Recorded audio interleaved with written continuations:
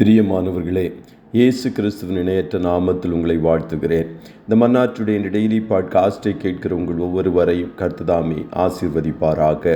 யோவான் 21:6 கூறுகிறது, அப்பொழுது அவர், நீங்கள் படவுக்கு வலதுபுறமாக வலையை போடுங்கள், அப்பொழுது உங்களுக்கு அகப்படும் என்றார். அப்படியே அவர்கள் போட்டு திரளான மீன்கள் அகப்பட்டதனால் அதை இழுக்க மாட்டாதிருந்தார்கள் என்பதாக. உயிர்த்தெழுந்த இயேசுவின் வழிகாட்டுதல், guidance from the resurrected Jesus என்ற தலைப்பின் கீழ் இன்றைய மன்னாவை தியானிக்கப் போகிறோம். இயேசு உயிரோடு எழுந்து பரமேறி செல்வதற்கு முன் 40 நாட்களில் 10 முறை தரிசனமானார். 7ஆவதாக இயேசு உயிரோடு எழுந்த பிறகு கலிலேயா கடலோரத்தில் அப்போஸ்தலருக்கு தன்னை காண்பித்தார். மீன்பிடிப்பதற்கு மிகவும் பொறுமை வேண்டும் என்று சிலர் சொல்லுவார்கள். விடுமுறை நாட்களில் சில நேரத்தை கடத்த மீன்பிடிக்க செல்லுவார்கள். அவர்கள் சொல்லுகிற ஒரு காரியம், மீன்பிடிப்பதற்கு மிகவும் பொறுமை வேண்டும், சில நாட்களில் தான் மீன்கள் அகப்படும் என்று சொல்லுவார்கள். ஆனால் மீன்பிடிப்பதில் கைதேர்ந்தவர்கள் தான் பேதுரு மற்றும் கூட இருந்த அப்போஸ்தலர்கள். அவர்களின் அனுபவம், திறமையின் நிமித்தம் ராப்பகலாக மீன்பிடித்தார்கள். கடைசியில் ஒரு மீனும் அகப்படவில்லை. அநேக வேளைகளில் நாம் நம்முடைய சுய முயற்சிகளினால் பல தோல்விகளை சந்தித்து விடுகிறோம். நாம் பலவிதமான முயற்சிகளை செய்தும் ராப்பகலாய் உழைத்தும் ஒன்றும் நடக்கவில்லை என்ற சூழ்நிலைக்கு தள்ளப்படுகிறோம். இப்படிப்பட்ட சூழ்நிலையில் இயேசு உயிர்த்தெழுந்தவராக அவர்கள் நடுவில் தோன்றி, நீங்கள் படவுக்கு வலதுபுறமாக வலையை போடுங்கள், அப்பொழுது உங்களுக்கு அகப்படும் என்றார். ஆண்டவருடைய வழிநடத்துதல் மிகவும் எளிதான வழிநடத்துதலாக இருந்தது.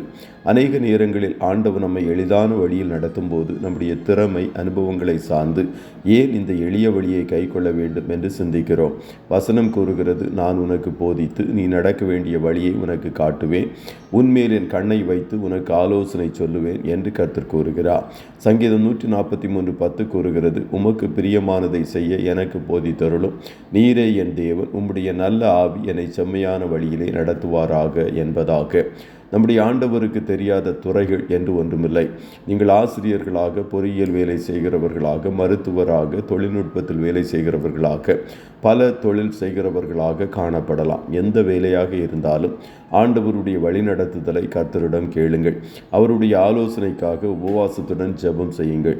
நீங்கள் பல வருடமாக முயற்சித்து தோல்வி கண்ட விஷயங்களில் ஆவியானவரின் எளிதான வழிநடத்தல் இருக்கும்போது உங்கள் ஆசீர்வாதம் பெருகும், உங்கள் காரியம் கைகூடி வரும்.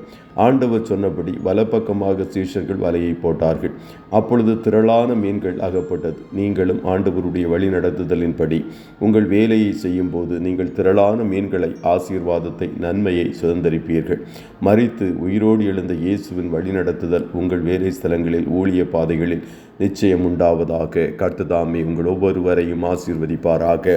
ஜெபம் செய்வோமா? நல்ல தகப்பனே, உம்மை நன்றியோடு துதிக்கிறோம். இந்த மன்னாற்றுடைய டெய்லி பாட்காஸ்டை கேட்கிற உம்முடைய பிள்ளைகள் ஒவ்வொருவரையும் கர்த்ததாமே ஆசீர்வதிப்பீராக. நான் உனக்கு போதித்து நீ நடக்க வேண்டிய வழியை காட்டுவேன் என்று சொன்ன தேவன் உம்முடைய பிள்ளைகள் ஒவ்வொருவரையும் உயிர்த்தெழுந்த ஆண்டவர் செம்மையான பாதைகளில் நடத்துவீராக. நீங்கள் வலதுபுறம் இடதுபுறம் சாயும் போது வழி இதுவே, இதிலே நடவுங்கள் என்று சொல்லுகிற சத்தத்தை கேட்பீர்கள் என்று சொன்னீரே. ஆண்டவரே, இவர்கள் கையிடுகிற எல்லா காரியங்களிலும் கர்த்தருடைய வழிநடத்துதல் காணட்டும் என்று சொல்லி ஜெபிக்கிறோம். துவக்கத்தை முடிவிலிருந்து, முடிவை துவக்கத்திலிருந்து பார்க்கிற தேவன். எது உம்முடைய பிள்ளைகளுக்கு நன்மையாய் காணப்படுகிறதோ அந்தந்த காரியங்களை கைகூடி வரும்படி கர்த்தர் நீர் செய்வீராக. இன்றைய தினம் கையிடுகிற வேலைகளை ஆசீர்வதியும், போக்கிலும் வரத்திலும் உடனரும் ஆட்டுக்குட்டியானவருடைய இரத்தத்தின் பாதுகாப்பிற்குள்ளாய் ஒவ்வொருவரையும் கொடுத்து இயேசுவின் நாமத்தில் வாழ்த்தி ஜெபிக்கிறோம் நல்ல பிதாவே. ஆமென்.